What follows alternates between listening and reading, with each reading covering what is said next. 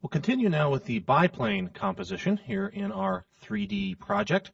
This is one of my favorite things to do in After Effects, making these little paper model type things. If you bought the previous upgrade series, the What's New in AE5, we built a little balsa wood airplane and we made a little Adirondack chair. And that was fun. This is going to fall somewhere in between those two levels of complexity. It's a little more complicated than the balsa wood plane and a little less complicated than the Adirondack chair.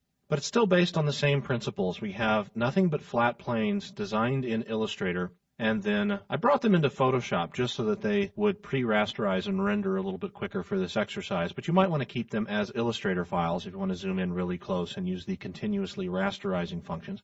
But for now, we're just going to use some basic 3D tools here to set up a nice little 3D model of an airplane. So we've got a whole bunch of pieces here. Let me go through them one at a time. We've got a wheel layer, which looks like this. If we take a look at the alpha channel information, you'll see we've got a layer shaped like a wheel. We've got what I call the elevator, which is the tail. We've got a propeller on its own layer. We've got struts, which again we have to look at the alpha channel to see them because they're black. And that's just the braces that holds one wing up above the other wing. We've got a couple of wings, a top wing, which has this little notch cut out, and a couple of Total Training logos on it. And we have a bottom wing, which is a little less detailed. And we have the fuselage of our airplane. And everything that we're going to set up will be relative to the initial orientation of this fuselage. So step one, we need to convert all of these layers to 3D. So I'm just going to click on the 3D switch for my bottom layer, and holding down the mouse button, I'm going to scrub up until I add a 3D switch for all of the visible layers. And now I've converted all of the layers in the scene to 3D. The next thing I need to do is create some new views that we're going to toggle in between as we're building our airplane. So I'm going to create a new view window. And in this window, I'm going to choose a front view, which isn't going to look much different because we haven't done any 3D work at all. And I'm going to add that window to our palette. Then I'm going to create a new view. And in this view, I'm going to create a left-hand view. So we're viewing the fuselage's nose here and all of the other layers still currently arranged vertically on their original plane. This will be a very useful view for us as we start positioning the various elements that we have to work with. And I'm going to add that to our comp window. And now let's go back to our active camera view and set this to custom view 1 so we have a perspective view.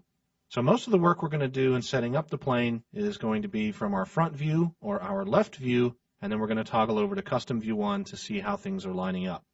So let's go to our front view, and I'm going to start with our topmost layer, which is the wheel. And using my axles so that I can constrain our motion along a particular axis, I'm going to click and drag our wheel down just a little ways to approximately where the wing's going to go. I'm going to select our elevator, and now we need to modify its rotation. Now I can just click on the rotation tool here. I don't have to go down to my timeline, and I can hover over the X axle that we see here and click and drag, and that'll modify my rotation. If I add the Shift key, I'll snap to 45-degree increments, and 2 snaps will put me flat on with the screen, which is exactly what I want.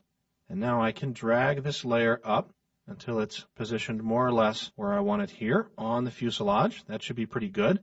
Let me jump over to our custom view to see that things are lined up pretty good here. Yep, that's pretty good. Jump back over again. Now we'll do the same thing with our propeller.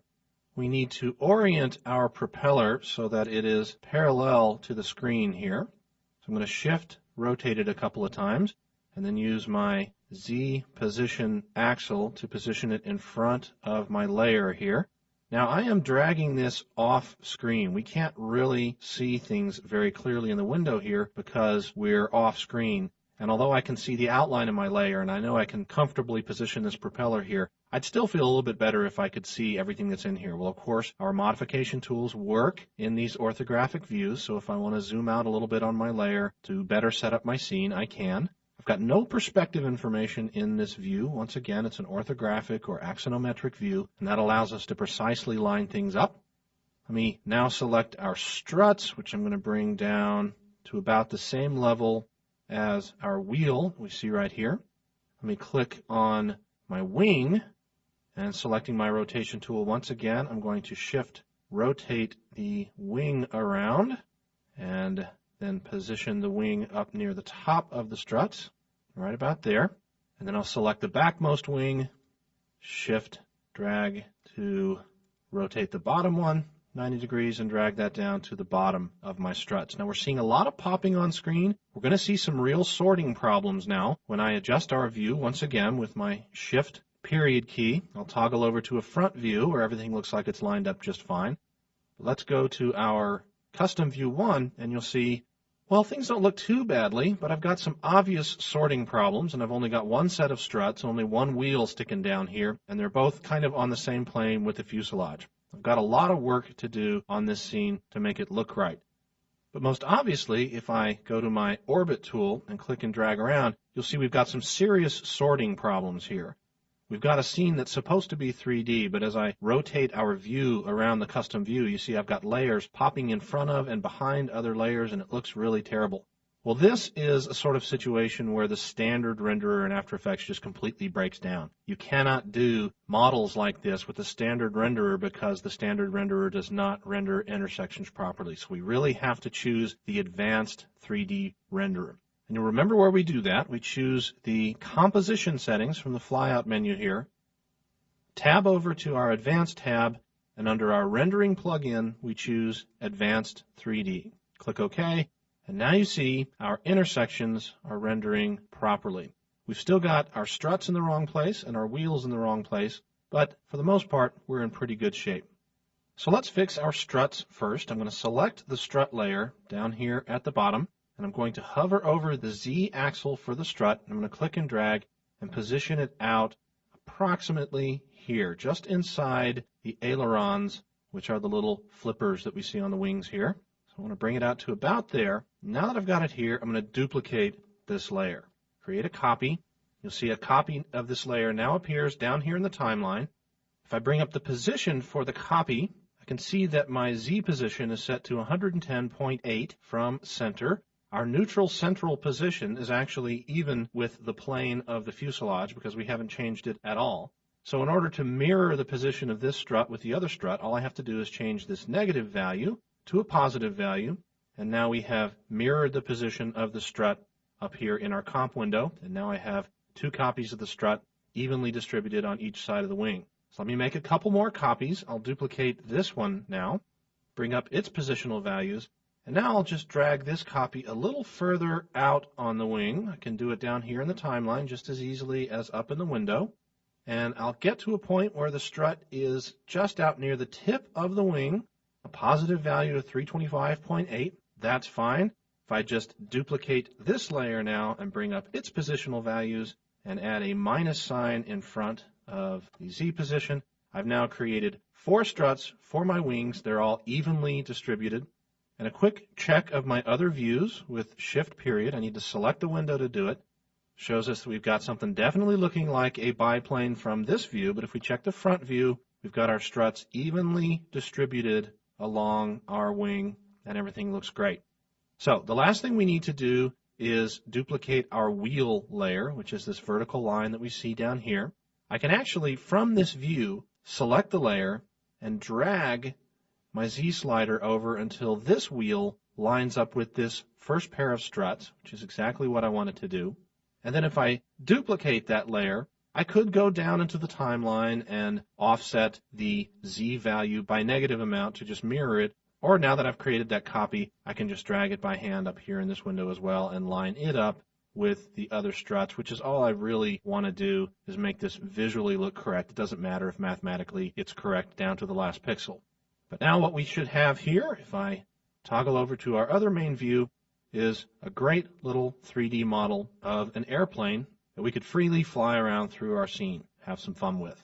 One last little tweak I want to do to our model here is I want to adjust the propeller. If I open up the rotational properties for the propeller, you'll see that we positioned the propeller in 3D space by using the orientation controls, but now we're still free to animate the Z rotation of our propeller to create an animated rotating propeller.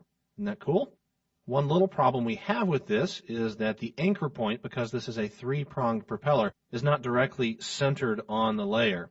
So let me actually bring up the layer window for our propeller, and I'm going to choose anchor point path from the flyout menu, and that's going to allow me to reposition our propeller anchor point right in the center of the propeller here.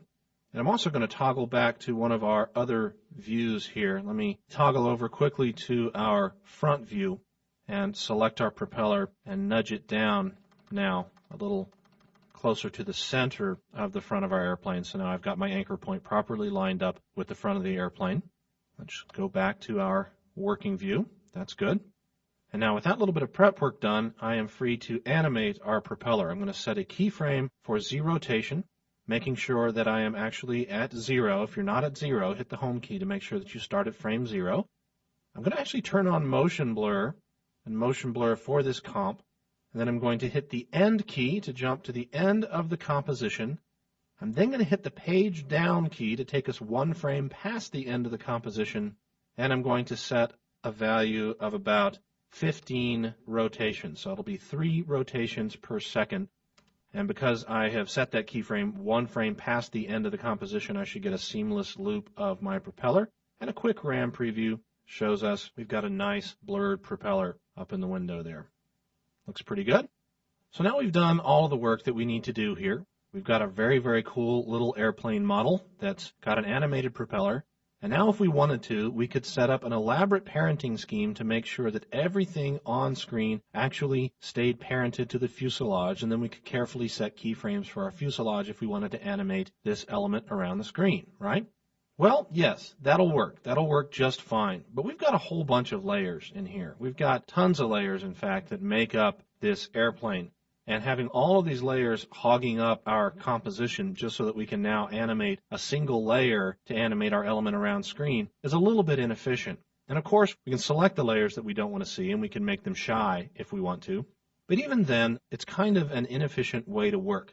There's a very little known technique for working with more complicated objects like we see right here in After Effects. That's why I'm calling this section Objects. Let's treat this airplane as if it was an object. A single layer, in other words, but a layer that actually has 3D information, not just a 2D layer operating in 3D space. How do we treat this as an object in After Effects? Well, the answer starts, as so many other questions are answered in After Effects, with pre-composing. If we select all of the layers that we have here and pre-compose them, which we can do up here, the bottom of the layer menu with pre-compose, or of course we can use our keyboard shortcut, Control-Shift-C. Let's call this plane. And now we have 1 layer in our composition. And even though we're viewing from custom view 1, and I could toggle from view to view in our composition now, nothing seems to change. How come? We've got this 3D plane, but nothing seems to be changing. Well, one reason is because this composition is now not a 3D object. By default, when you create a pre-comp, you're creating a 2-dimensional pre-comp. That's not good. We want a 3D pre-comp. So let me click on this switch. And now you'll see we've got a 3-dimensional version of the view that we just saw. And if I, once again, shift period between my different views, you'll see we're no closer than we were a second ago to having an actual 3D object, but at least our 3D plane is being seen in 3D space. What's missing from what we see here is the collapse button that we see down here. Now, by now you should be familiar with collapsing compositions. Collapsing compositions allows you to calculate everything at once and can result in higher quality images when you're working. This little collapse button also serves to continuously rasterize Illustrator files, which can be very, very useful. But when you're working with a 3-dimensional comp like this, and you've set the comp to be a 3D object, set it to best quality just for good measure, and you hit the collapse button, watch what happens in the window here when I click on collapse. Pop. Our object pops back into 3D space. It is a single layer down here in the timeline. You can even see the controls for modifying the layer, the same controls that we have for a single flat layer. But as far as After Effects is concerned, for rendering this layer, it is a completely 3D layer. So we're panning around it now using a camera. We can also just as easily use the layer manipulation tools to orient the layer in 3D space with the rotation tools, or scale the layer in space using the scale tools. Even scaling it asymmetrically, the layer will keep up. So, very impressive, little-known, hidden feature inside After Effects 3D. If you want to create a more complex object, create it in a pre-comp, then bring that pre-comp into your final composition. Make sure that the pre-comp is set to 3D and then collapse it. And when you collapse it, you'll get this wonderful, wonderful behavior of a layer that has been turned into a fully 3D object.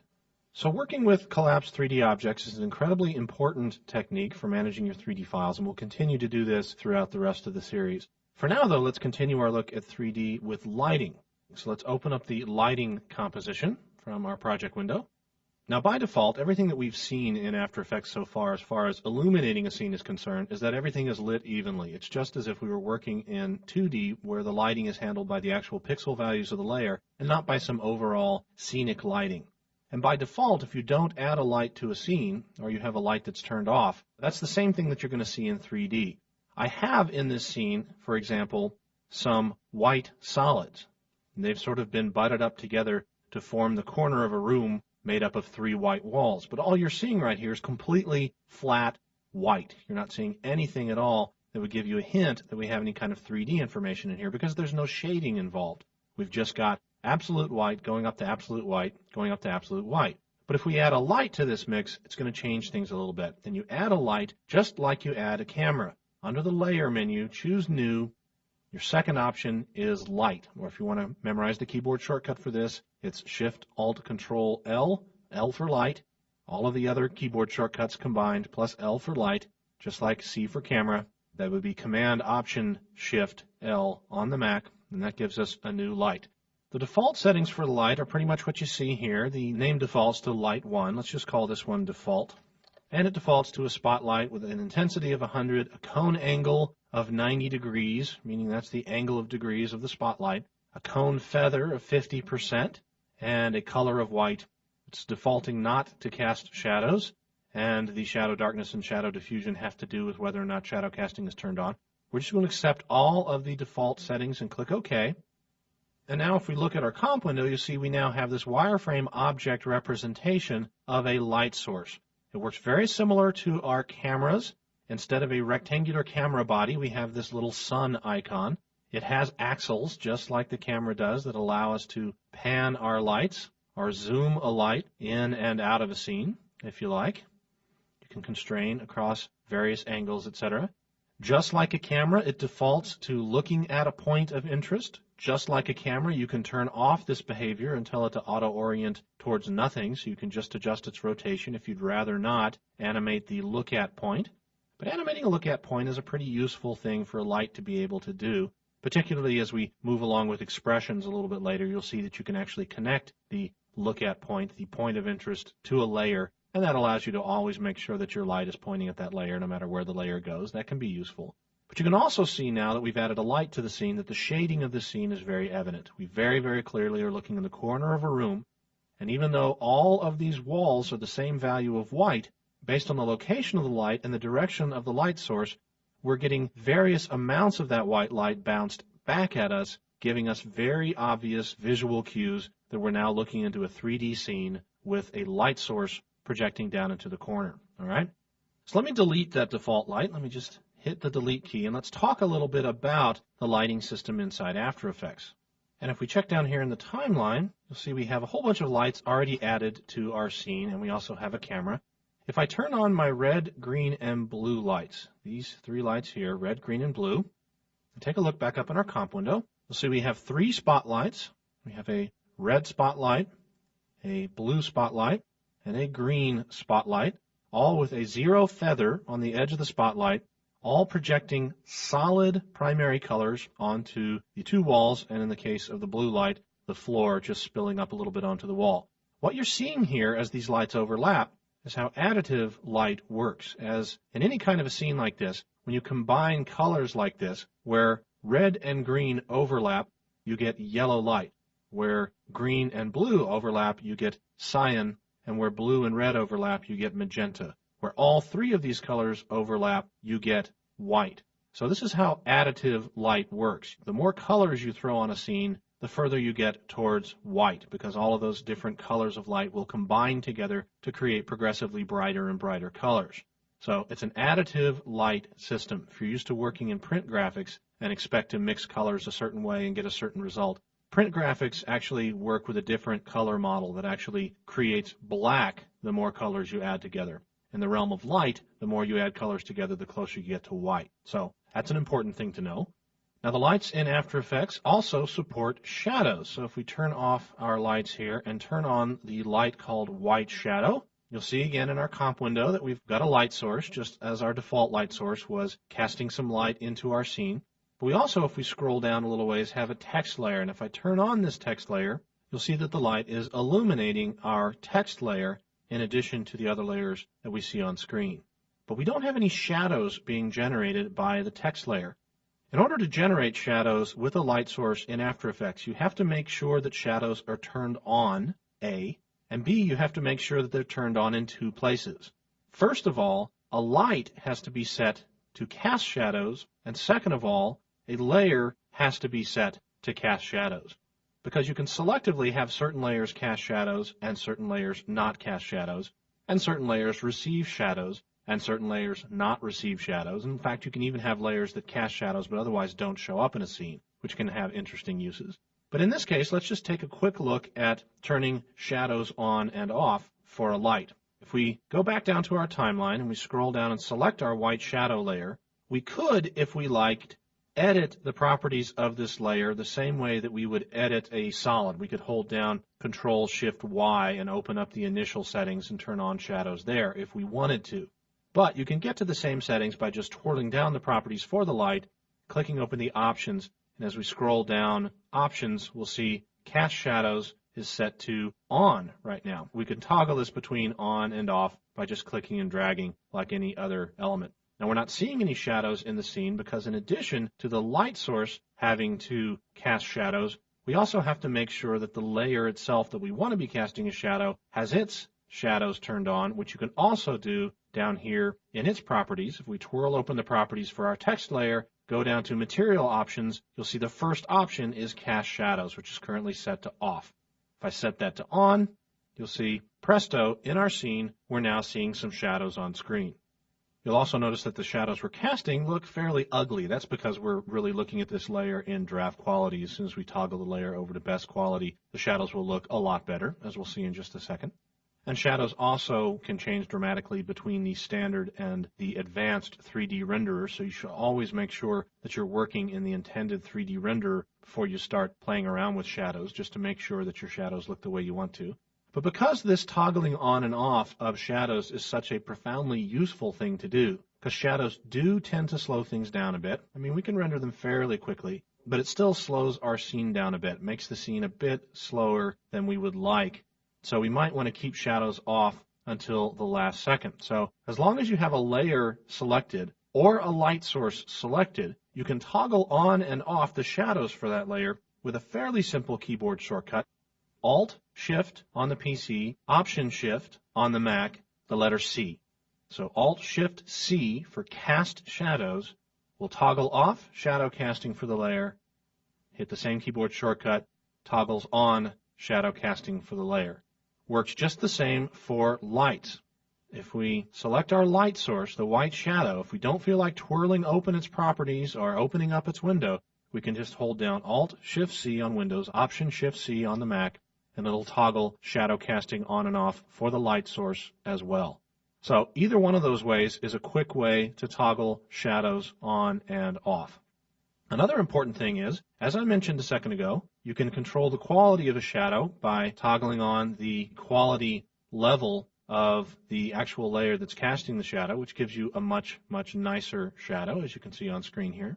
But another important thing is if you're working with the advanced 3D renderer, and let's jump over to our composition settings and see if we are.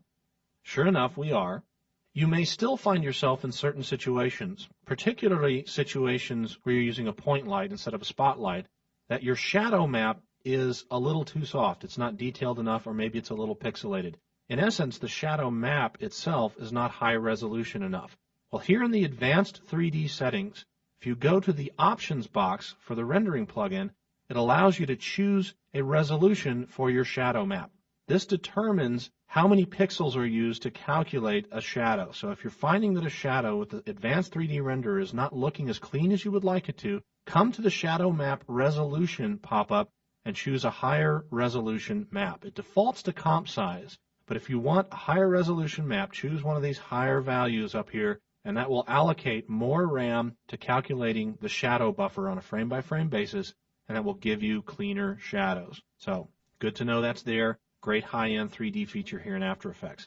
So that's how shadows work. In fact, let's turn off this camera and turn back on our colored lights now that we have our text layer in there.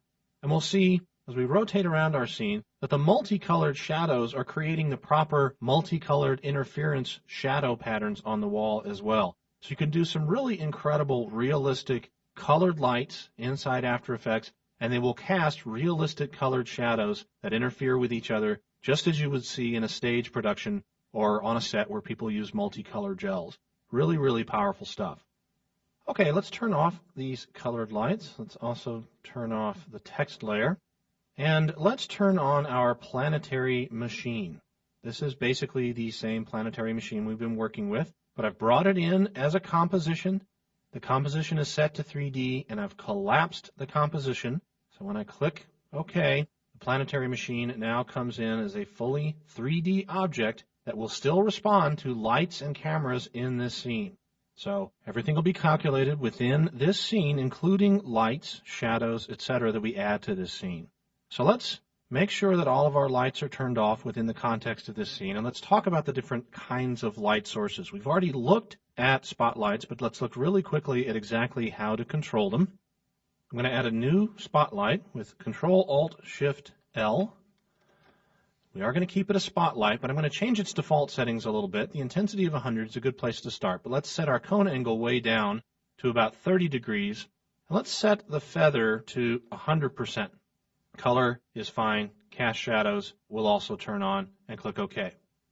Now notice what we have now projected on the wall up here is a spotlight that's nothing but feather. Because we set the feather value of the cone to 100%, it means this light starts to fade the instant that we move away from the very center point of the spotlight. And it feathers all the way out to the edge of this 30-degree angle that we're setting with this particular spotlight. Now we're still free to move around the point of interest if we like and adjust exactly what we're pointing at. And as you can see, things are a little bit slower because we're casting shadows, but you can see that we're casting nice shadows of our machine on the wall here and a little hint of a shadow down here on the floor as well. But if we go down to our light settings and adjust our cone feather back to its default value of 50% and look back at the results on the cone here, you'll see that we now have a fully illuminated light starting at the exact center, and we get 50% of the way out from center towards the edge of the cone before the feather starts. And then for the last 50% of our trip, we have feather going from 100% white down to fading out to 0% white. So that's what that percentage value means. It's a percentage of the radius of the circle that results when you project a light from a cone like this. That's what controls the feather edge of a spotlight.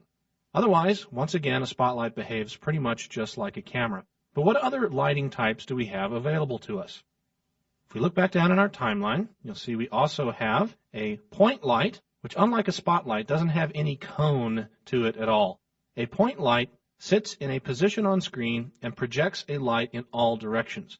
If I turn this on, it's going to calculate fairly slowly because I've got shadows enabled for this point light as well, and so it's got to think quite a bit before it creates the final image up on screen. Your performance will probably vary from my performance, but eventually the progress bar will do its thing, and you'll see that our point light is placed relatively in the center of the screen. If I make sure that my point light is selected by tapping the number 2 on the numeric keypad, you can even see the exact position of the light right here in the center, the little sun in front of our sun, and you can see it's casting shadows in all directions from itself. This is a very impressive thing. It was only recently in the history of computer graphics that you could have a point light cast shadows in all direction in a 3D application without taking up just buckets and buckets of RAM. Well, fortunately, we have buckets of RAM on this machine, and you should too if you're running After Effects, which allows us to do these really incredible shadow effects from a point light. This is also the most likely scenario you'd run into where the resolution of your shadow map might not be high enough for you to generate smooth shadows, so this is where in the advanced settings, you'd probably want to set your shadow buffer to a higher value.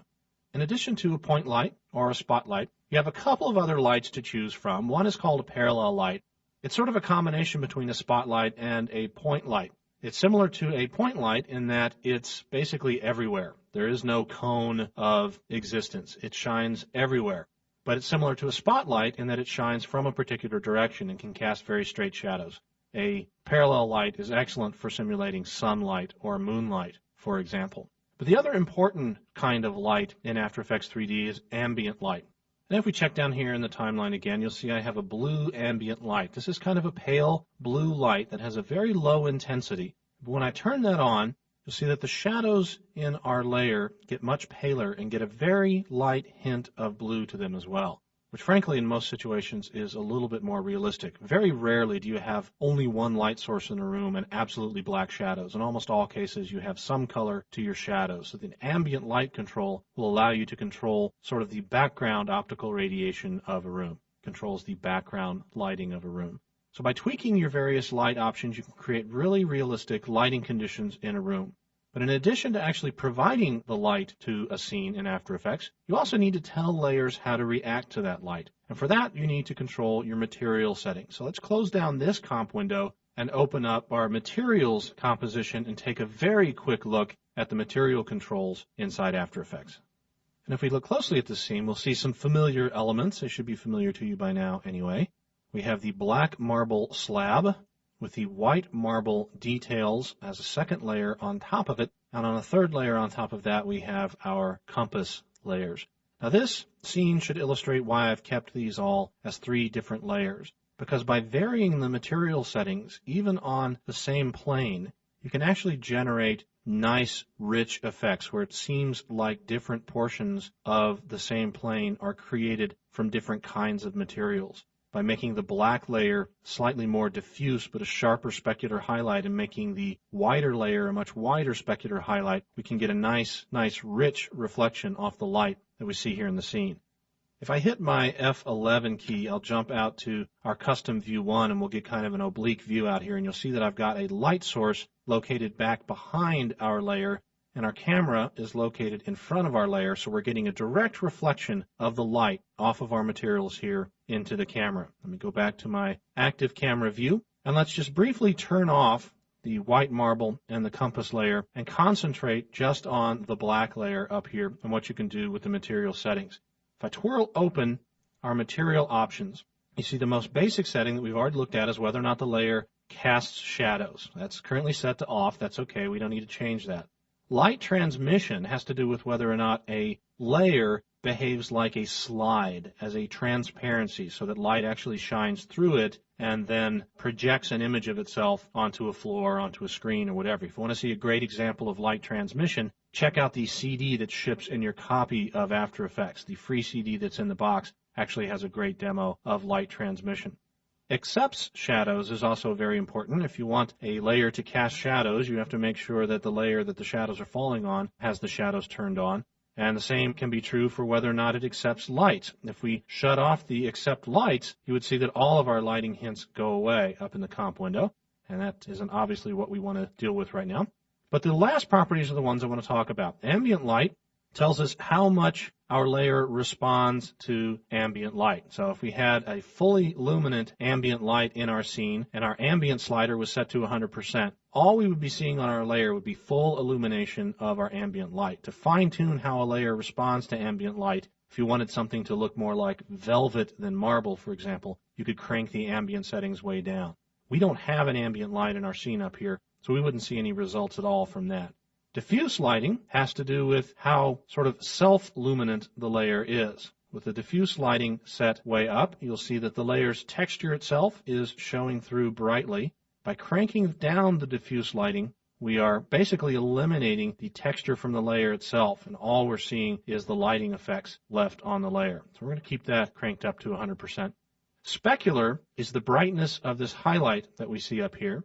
Cranking the specular value up gives us a much brighter highlight. And shininess controls the actual fuzziness of the specular highlight. So a full shininess value gives us a harder edge. a lesser value actually blows the specular highlight out to cover a much larger area of our marble.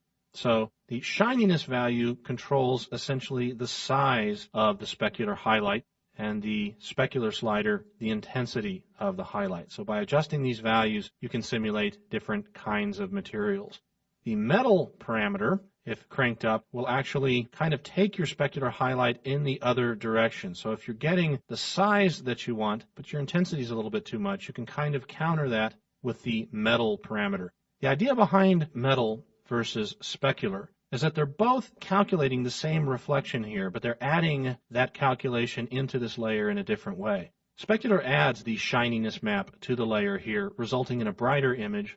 Metal multiplies the two together, resulting in a darker image. So if we didn't use any specular at all and instead adjusted our metal values up, well, we're not going to see much on this layer because it's a pretty dark layer to begin with. But tweaking the metal values and the specular values is the key to simulating different kinds of materials. So a very, very light highlight, like you see in the window up here, might make this layer look a little more like it was carpeting because you were only getting a hint of lighting reflection off of it, whereas a very, very bright specular highlight with a very high shininess value and no metal value at all would give us the impression that we were looking at something much more shiny, possibly even something more metallic.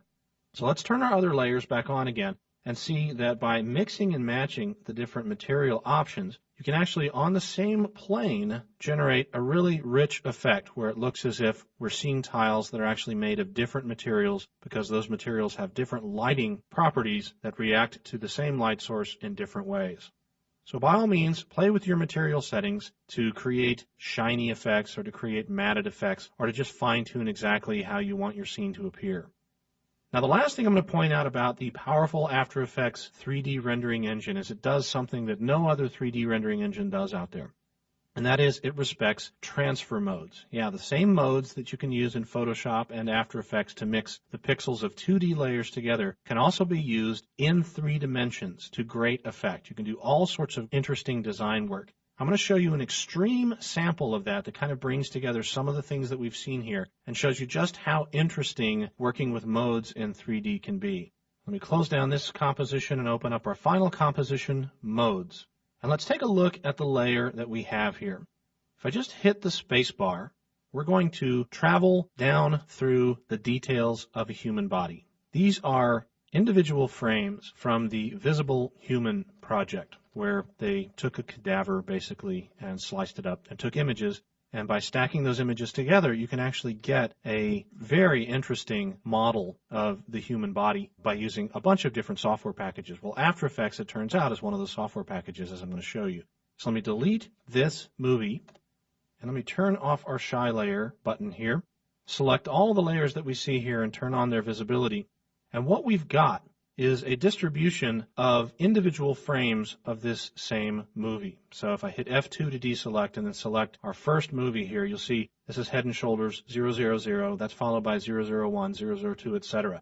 I have brought in the sequential frames of this movie and stacked them in the timeline on top of each other. I then distributed this stack of images here in the comp window by selecting all, making sure that the top element was moved off to frame left, and then I used the Align and Distribute palette to align all of them evenly across the x-axis. Just for good measure, let's make sure that they're all nicely aligned on the Z as well. Now, this particular feature is a little twitchy on the Mac right now, so the layers, as I just opened them up, will work for you just fine. I actually spread them out a little bit further, but what you just saw a second ago, if you're on the Mac, should still work just fine. Let me close this out. And now that we've got all of our layers distributed along the x-axis, we can actually turn them into a 3D model.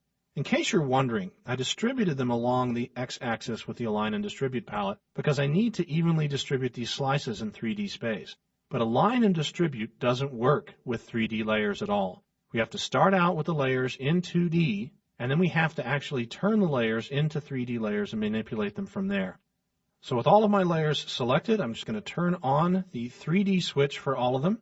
I'll type the letter R for rotation. And I'm not going to click and drag on any of these values because that'll only affect one layer. I am going to take the Y orientation, and I'm going to type in -90. and that's going to rotate all of these layers 90 degrees in 3D space, leaving us with a block of layers evenly stacked in a nice little arrangement of rectangles. And if I toggle over to my custom view 1 by hitting F11, you'll see that we've essentially created a little blue brick on screen. I'm going to click off that so you can see we've got this nice little brick on screen. Pretty cool. What do we do next? We pre-compose. So I'm going to select all of the elements of this brick, Control-Shift-C for pre-compose. I'm going to call this head. Move all attributes into the new composition is the only option that we have. And I'm going to also say open new composition. And that'll take us into this comp where we have now successfully distributed all of these head layers, just as we saw before. And if we go back into our modes comp, you're going to see the same view. Now, even though we're looking at our custom view 1, you should know by now, because we've done this a couple of times, that this collapsed pre-comp needs a couple of switches turned on before it starts behaving like a 3D object. First of all, we need to turn it into a 3D layer. Let's set it to best quality. Let's collapse the layer. And now everything's looking much, much nicer. Now, just to keep things moving speedy here, I'm going to set this down to at least half resolution and see where that leaves us. I'm going to grab one of my corner controls, and with the Shift key held down, I'm going to scale up our layer as we see it here. And now with my rotation tools, I'm going to actually rotate our block around its Z-axis to about there. And just for good measure, a little bit around the X-axis as well. Now, I've got a lot of schmutz on the front of the layer here. These are artifacts of the scanning process that don't have anything to do with the image that's stored inside. I'll clip those off in just a second. But now that we've positioned our layer where we see it here, let's adjust the transparency of this block. Let me hit T for opacity. Let's adjust down the transparency of the block and watch what happens. This transparency is going to be passed through to all of the layers that are contained in the pre-comp. And as we crank this transparency down, you should start to see an image emerging from our fuzzy little block. And sure enough, it does. But it's not a very intense image. It's a pretty faded back image. So let's go back into our pre-comp and do a couple of things. First of all, I'm going to double click on my head and shoulders layer. Let me zoom in on it a bit. Let me grab my mask tool and mask off the outer edges of this layer. I just want to mask this off. And now that I've created this mask, I want to actually hit the F key to bring up mask feather. And I'm going to set a feather value of about 10 or so. And now with mask feather selected, I'm also going to hold the Shift key down and type the letter M, which allows us to choose our mask shape as well. I'm going to select both of these values, copy them, hit F2 to deselect everything, and now hit Control-A to select all, and I'm going to paste. And that's going to paste those mask values on all of the layers that we see here. So that'll give us a fuzzy edge on our layer if we go back and look at it. It also trims off some of that schmutz that we had on the front. We now have a fuzzy edged cube because we've masked all those layers, and we've got a cleaner cube because we've masked off the dirt and the noise that was on the edges. Let's go back into our active comp, and with all of our layers still selected, let's toggle over from switches to modes, and let's choose one of our transfer modes that will give us a nice brightening of our layers, like we can choose Add. And already up here in the window, you can see we're getting a much brighter result. You can see with the Add mode selected in 3D that this image is really, really emerging from the block now. And if we toggle back to our custom view, you'll see we have a much more intense view of our head. So you can try different transfer modes. You can try Add, you could try Overlay, you could try Color Dodge, which works really nice. And a nice thing about the modes is they all bring out different details inside of our 3D object. You might find one reveals the brain details a lot more, and another reveals the bones a lot more, and another maybe the blood vessels, etc. It's really incredible playing around with the various transfer modes inside a 3D object like this. But all that really remains to this is to fine-tune the scaling of it a little bit. If I hit S for scale, you see that we're set to actually scale this object uniformly because the chain here is enabled. So we've been scaling everything in all directions, but we might want to tweak our layer up here so it's a little wider than it is right now because it kind of looks kind of pinched. We might also want to adjust the depth a bit. So by clicking on this button, we're now free to fine-tune the scaling of our layer. We can adjust the height separately from the depth, separately from the width, and adjust things until we get much more normal human proportions. And that's all there is to it. This is a very complex model. There aren't very many computer applications at all that can do this kind of volumetric rendering. But you can do it by simply taking advantage of collapsing 3D objects into their own compositions and then playing with the transfer modes of those objects to create these incredible volumetric solid blends that just look absolutely beautiful. When you're using a source file like this, we obviously get a recognizable human form. But you could try other things as well. I recommend you render out an evolving fractal movie, for example, and then stack the individual fractals in a stack, and you'll end up with a fully three-dimensional fractal block that you could use to create volumetric fog or clouds. Really, the sky's the limit. The limit's only your imagination. So that basically means you can do just about anything you want with the amazing 3D tools inside of After Effects. Now, Steve Holmes is going to take over and talk about integrating After Effects 3D space with other 3D applications.